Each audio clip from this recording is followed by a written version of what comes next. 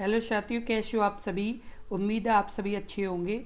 मैं हरवेंद्र एक बार फिर से आप सभी साथियों का अपने परिवार हर क्लासेस 24 में आपका स्वागत करता हूं। आज बात करेंगे आरआरबी ग्रुप डी से संबंधित बहुत ही महत्वपूर्ण प्रश्नों के बारे में। यदि आपने इन प्रश्नों को इन प्रश्नों की पिछली वीडियो को नहीं देखा है तो इस वीडियो के डिस्क्रिप्शन में प्लेलिस्ट का लिंक दिया गया है, तो पिछली वीडियो को भी ज़रूर देखें क्योंकि ये सभी प्रश्न आपके लिए बहुत ही महत्वपूर्ण प्रश्न हैं। जितने भी अभ्यर्थी और आरआरबी ग्रुप डी एग्ज़ाम की तैयारी कर रहे हैं उनके लिए ये वीडियो बहुत ही महत्वपूर्ण वीडियो है। और यदि आपने अभी तक अपने इस यूट्यूब चैनल को सब्सक्राइब नहीं किया है तो सब्सक्राइब जरूर कर लें, क्योंकि यदि आप सब्सक्राइब कर लेंगे तो इसी तरह की महत्वपूर्ण जानकारी आपको मिलती रहेगी। साथ के साथ आरआरबी ग्रुप डी से संबंधित कोई भी महत्वपूर्ण सूचना होगी या कोई भी नोटिस आएगा तो सबसे पहले आपको अपने इस यूट्यूब चैनल पर मिलेगा, इसलिए ज़रूर सब्सक्राइब कर लें। अब सबसे पहले बात कर लेते हैं। पहला प्रश्न, गुर्दे न केवल उत्सर्जन अंग होते हैं, इनके कार्य को पूरकता प्रदान करता है। Option A liver, option B बढ़ियात, ऑप्शन सी हृदय, ऑप्शन डी त्वचा। इस प्रश्न का उत्तर बताएं। इस प्रश्न का उत्तर क्या होगा? तो इस प्रश्न का जो उत्तर सही होगा वो आपका सही होगा ऑप्शन ए लीवर। गुर्दे न केवल उत्सर्जन अंग होते हैं, इनके कार्य को पूरकता प्रदान करता है, तो लीवर करता है। कौन करता है? तो लीवर करता है। और आपको बता दें कि ऑर्निथिन चक्र लीवर में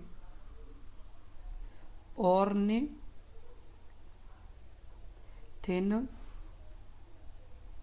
चक्र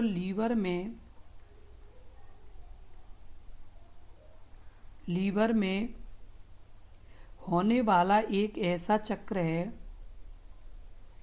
होने वाला एक ऐसा चक्र है, एक ऐसा चक्र है जिसके दौरान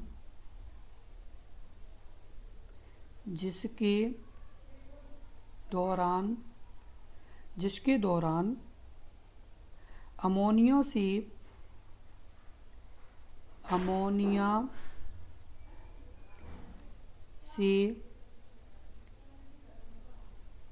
यूरिया का निर्माण होता है। किसका निर्माण होता है? यूरिया का निर्माण होता है। तो ये क्या है? आपके लिए बहुत ही महत्वपूर्ण जानकारी है। और आपको बता दें किडनी भी यूरिया का उत्सर्जन करने का काम करती है। कौन? किडनी भी यूरिया का उत्सर्जन करने का काम करती है।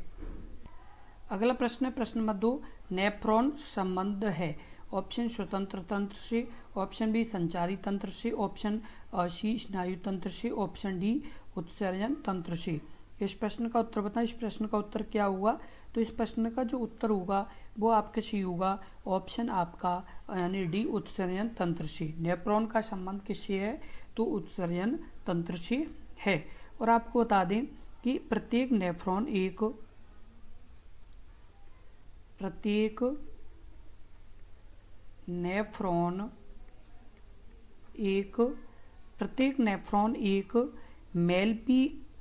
मेलपीघीकाय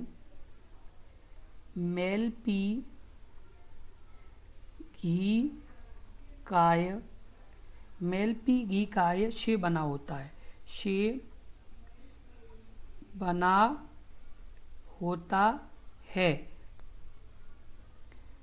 जो एक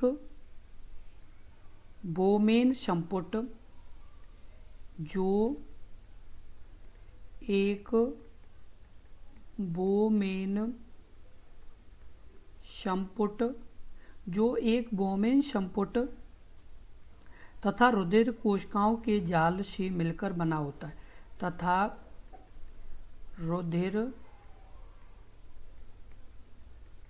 कोशिकाओं के जाल से बना होता है। किससे बना होता है? रुधिर कोशिकाओं के जाल से बना होता है। नेफ्रॉन को वृक्क की संरचनात्मक नेफ्रॉन को वृक्क की संरचनात्मक और कार्यात्मक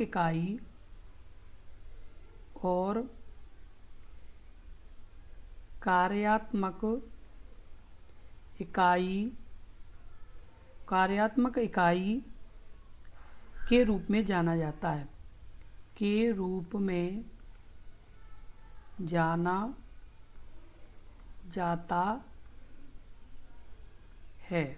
को बता दें, प्रत्येक नेफ्रॉन एक मेलपी की गाय से बना होता है जो एक वोमेन संपुट तथा रुधिर कोश यानी कोशिकाओं के जाल से बना होता है।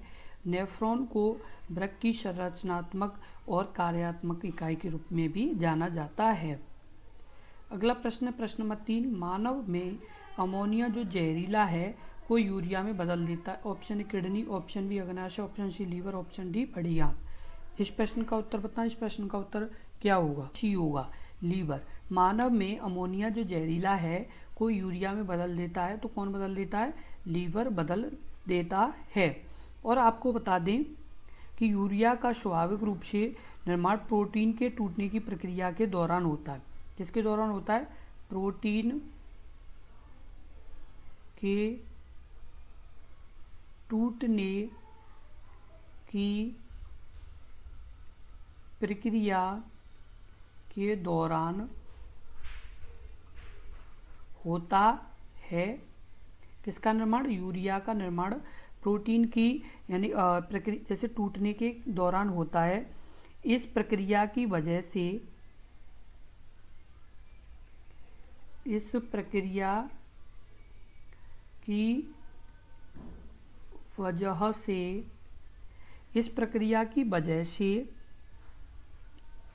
प्रोटीन में मौजूद एमिनो अम्ल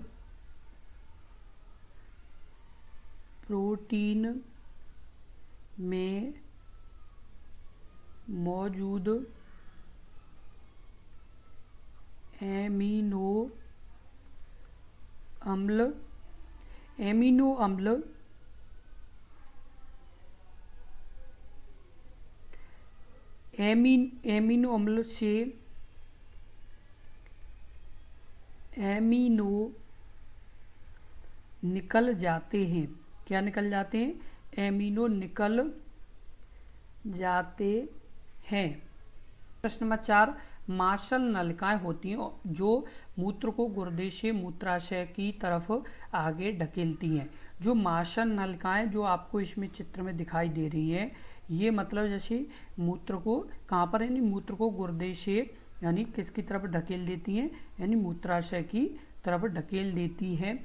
ऑप्शन ए मूत्रवाहिनी, ऑप्शन ए पित्त नलिकाएं, ऑप्शन सी गर्भाशय, ऑप्शन डी गुर्दे की श्रोणि। इस प्रश्न का उत्तर बताएं। इस प्रश्न का उत्तर क्या होगा? Option A मूत्रवाहिनी।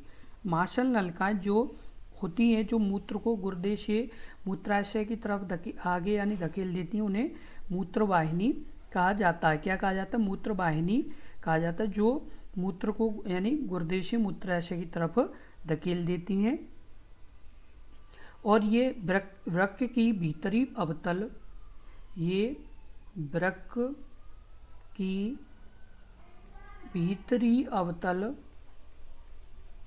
भीतरी अवतल धरातल पर स्थित होती हैं। क्या होती हैं? ये वृक्क की भीतरी अवतल और धरातल पर ये स्थित होती हैं। अगला प्रश्न है प्रश्न नंबर 5, निम्नलिखित में से कौन सा यौगिक गुर्दे की पथरी का निर्माण करने वाला सर्वाधिक सामान्य यौगिक? Option A calcium oxalate, option A magnesium oxide, option C sodium carbonate, option D magnesium citrate. इस प्रश्न का उत्तर बताएं। इस प्रश्न का उत्तर क्या होगा आपका? यानी ए कौन सा सही होगा? Calcium oxalate. क्या होगा? कैल्शियम ऑक्सलेट होगा। और ये आपको बता दें जो किडनी स्टोन को रीनल लिथियस यानी किडनी स्टोन को किडनी स्टोन को रीनल लिथियस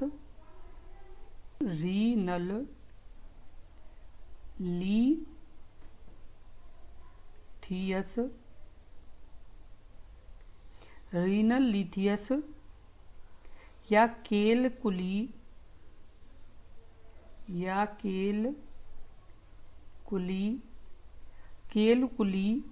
भी कहते हैं। क्या कहते हैं? केलकुली भी कहते हैं। जो अक्सर किडनी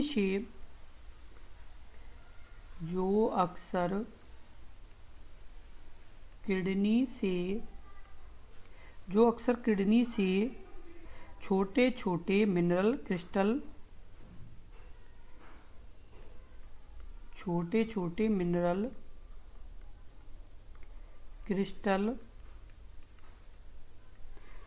क्रिस्टल बनने का कारण होती है।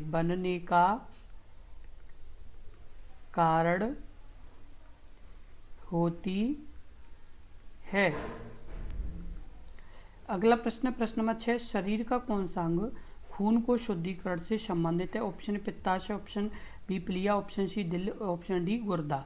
इस प्रश्न का उत्तर बताएं। इस प्रश्न का उत्तर क्या होगा?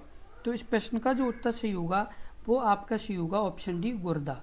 शरीर का कौन सा अंग खून को शुद्धिकरण से संबंधित है? तो गुर्दा। जो आपको ये पिक्चर में दिखाई दे रहे हैं ये यानी क्या है?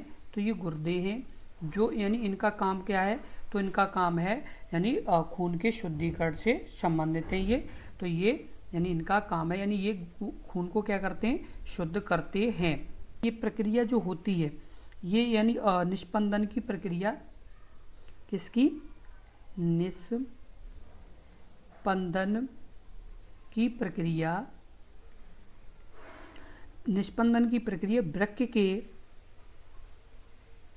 वृक्क के संरचनात्मक इकाई नेफ्रॉन के कोशिका गुच्छ में संपन्न होती है। कोशिका गुच्छ में संपन्न होती है। किस में संपन्न होती है? कोशिका गुच्छ में संपन्न होती है। अगला प्रश्न नंबर 7, नेफ्रोलॉजी के साथ जुड़ा हुआ है। ऑप्शन डी जिगर, ऑप्शन बी गुर्दा, ऑप्शन सी फेफड़ा, ऑप्शन डी ग्रैडी। इस प्रश्न का उत्तर बताएं। इस प्रश्न का उत्तर क्या होगा? इस प्रश्न का उत्तर कमेंट बॉक्स में लिखें। इस प्रश्न का उत्तर क्या होगा? नेफ्रोलॉजी के साथ जुड़ा हुआ है। तो क्या जुड़ा हुआ है? गुर्दा जुड़ा हुआ है। और आपको बता दें गुर्दे का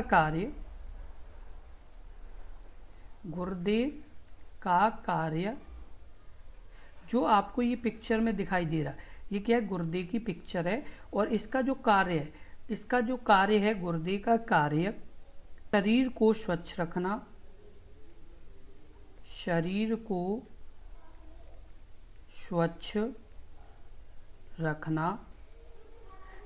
स्वच्छ रखना और ये रक्त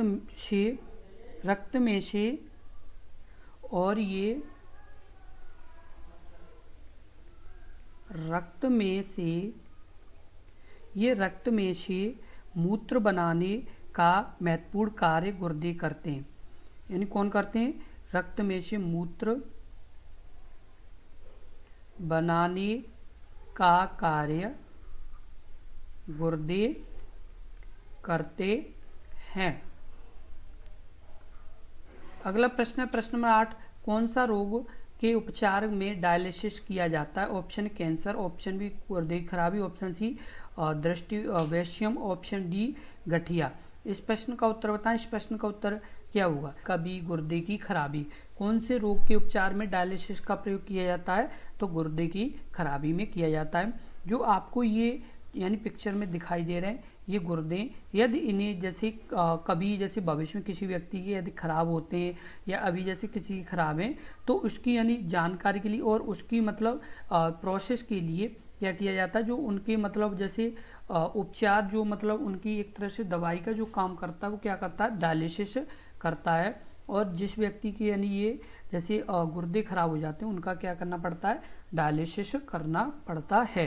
अगला प्रश्न है प्रश्न नंबर 9, डायलिसिस का उपयोग तब किया जाता है जब किसी रोगी को संबंधी यानी गंभीर समस्या, ऑप्शन ए फेफड़े, ऑप्शन बी की यकृत, ऑप्शन सी हृदय या ऑप्शन डी गुर्दे। इस प्रश्न का उत्तर बताएं। इस प्रश्न का उत्तर क्या होगा, तो इस प्रश्न का जो उत्तर होगा वो आपका सी होगा, ऑप्शन आपका डी यानी गुर्दे। जैसे जो यदि मानव शरीर में जैसे ये गुर्दे हैं, यदि ये गुर्दे क्या हों, यदि मानव शरीर में यानी गुर्दे खराब हो जाएं तो उसकी यानी जैसे जो ये जो एक बहुत ही बड़ी जैसे बीमारी हो जाती है। क्यों, क्योंकि गुर्दे खराब होने से क्या है कि हमारे शरीर में एसिड बनने की समस्या बढ़ जाती है, उसके साथ साथ बहुत से इन्फेक्शन यानी आना शुरू हो जाते हैं। तो फिर क्या इसके लिए क्या करना पड़ता है, यानी डायलिसिस करना पड़ता है। तो उससे मतलब जो बहुत से इन्फेक्शन और बहुत सी जो ये सभी चीज़ें जो गुर्दे काम करते हैं फिर वो डायलिसिस के द्वारा करना पड़ता है। तो ये डायलिसिस का काम है। अगला प्रश्न है प्रश्न नंबर 9, अल्ट्रा फिल्ट्रेशन संबंधित है, ऑप्शन ए श्वसन तंत्र से, ऑप्शन बी उत्सर्जन से, ऑप्शन सी पाचन से, ऑप्शन डी प्रसार से। इस प्रश्न का उत्तर बताएं। इस प्रश्न का उत्तर क्या होगा, तो इस प्रश्न का जो उत्तर होगा वो आपका सी होगा, ऑप्शन बी उत्सर्जन से। किससे, अल्ट्रा फिल्ट्रेशन किससे संबंधित है, तो उत्सर्जन से संबंधित है। और यह अल्ट्रा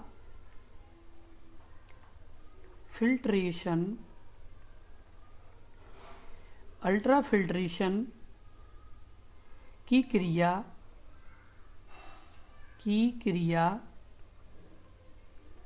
वृक्कों में होती है। किस में होती है, वृक्कों में होती है। इस क्रिया के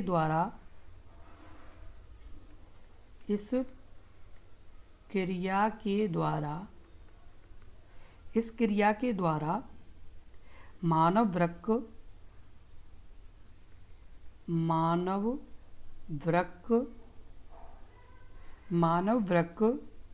रक्त का शुद्धिकरण करते हैं। वृक्क रक्त का शुद्धिकरण करते हैं। क्या करते हैं, मानव वृक्क रक्त का क्या करते हैं, शुद्धिकरण करते हैं। तो ये क्या है, आपके लिए बहुत ही महत्वपूर्ण जानकारी है। और आपको बता दें कि आपके आरआरबी ग्रुप बी एग्जाम में इसी तरह के प्रश्न पूछे जाएंगे। तो आपको इस तरह के प्रश्न अपनी नोटबुक में लिखते रहना है, जिससे आप अपने एग्जाम से पहले रिवीजन भी कर पाएँ और साथ के साथ इन प्रश्नों को अपने यानी एग्जाम में अच्छे से यानी कर पाएँ। तो इसी तरह की महत्वपूर्ण जानकारी के लिए लगातार अपने इस यूट्यूब चैनल से जुड़े रहें और इस वीडियो को ज़्यादा से ज़्यादा शेयर करें, जिससे और भी अभ्यर्थियों तक ये महत्वपूर्ण जानकारी पहुंच सके। और साथ के साथ यदि आपको वीडियो अच्छी लगी हो तो वीडियो को लाइक ज़रूर कर दें। धन्यवाद।